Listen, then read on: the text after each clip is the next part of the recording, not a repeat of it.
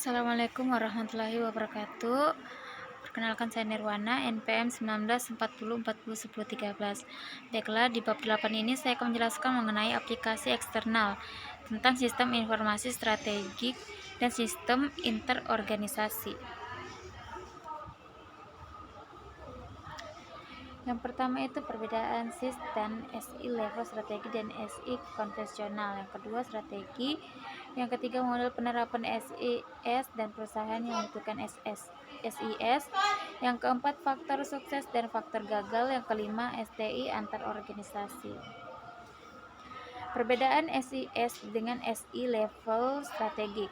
Strategi informasi di level strategik yang pertama itu untuk manajer atas, yang kedua untuk merumuskan strategi, yang ketiga sistem informasi yang disebut dengan sistem informasi eksekutif. Sistem informasi strategik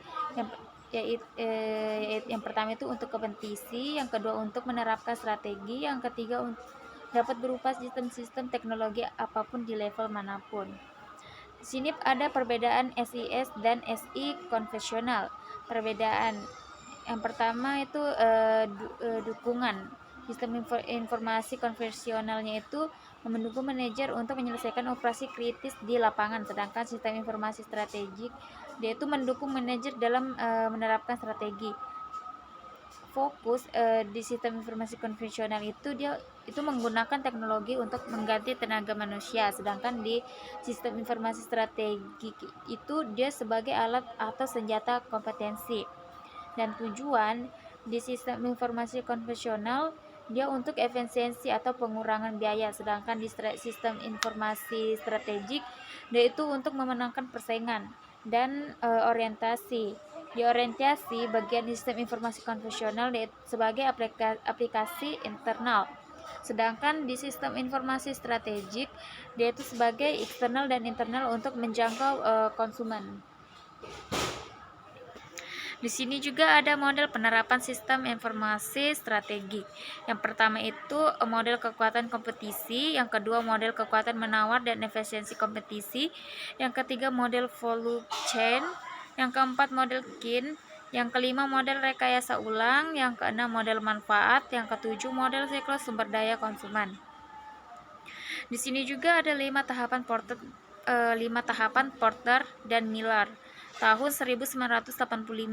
Yang pertama itu menilai intensitas informasi, yang kedua menentukan struktur TI di struktur industri, yang ketiga mengidentifikasi dan merangking cara-cara yang dapat dilakukan oleh TI untuk membuat keuntungan strategik, yang keempat menginvestasi kemungkinan TI mengembangkan bisnis baru, yang kelima membuat suatu rencana untuk mengambil keuntungan dari TI.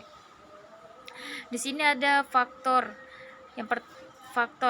yang sangat mengandalkan sistem teknologi informasi yang ada untuk mendukung operasinya yang penting dan agar tetap tepat waktu, dan strategik sangat menggantungkan sistem teknologi informasi baik sekarang ataupun di masa yang akan datang. Turnaround belum menggantungkan sistem teknologi informasi untuk memenangkan persaingan, namun di masa mendatang sistem teknologi informasi akan sangat dibutuhkan untuk kepentingan strategisnya. Dan yang terakhir itu ada support, di mana tidak menggantungkan sistem teknologi informasi baik sekarang maupun yang akan datang untuk mendukung strateginya. Di sini ada faktor-faktor sukses. Organisasi harus mempunyai visi TI, harus paralel dengan perencanaan strategik perusahaan. Menjadi yang pertama kreatif dalam memperluas jangkauan. Di sini juga ada faktor-faktor gagal. Perusahaan tidak mau atau tidak mampu untuk mempertahankan investasi di masa depan. IT untuk sistem informasi strategik tidak boleh gagal, karena kegagalan IT akan menurunkan layanan, akibatnya penurunan nama baik perusahaan. Waktu penerapan SIS yang kurang tepat, kualitas dari sumber-sumber daya sistem teknologi informasi yang kurang memadai. Perbedaan industri, aliansi dapat menjadi pesaing, dan yang terakhir perbedaan kultur.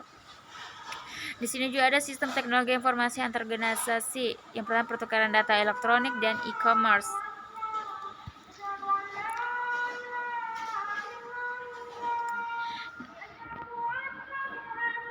Di sini ada pertukaran data elektronik. Tipe umum dari SI yang menggunakan teknologi standar yang disebut dengan Electronic Data Interchange. Penerapan ED memiliki beberapa keuntungan, yaitu mempercepat kegiatan bisnis. Yang kedua, pengurangan modal kerja yang dibutuhkan. Yang ketiga, penghematan biaya. Yang keempat, meningkatkan hubungan dengan pelanggan dan pemasok. Yang kelima, memungkinkan untuk melakukan perdagangan internasional.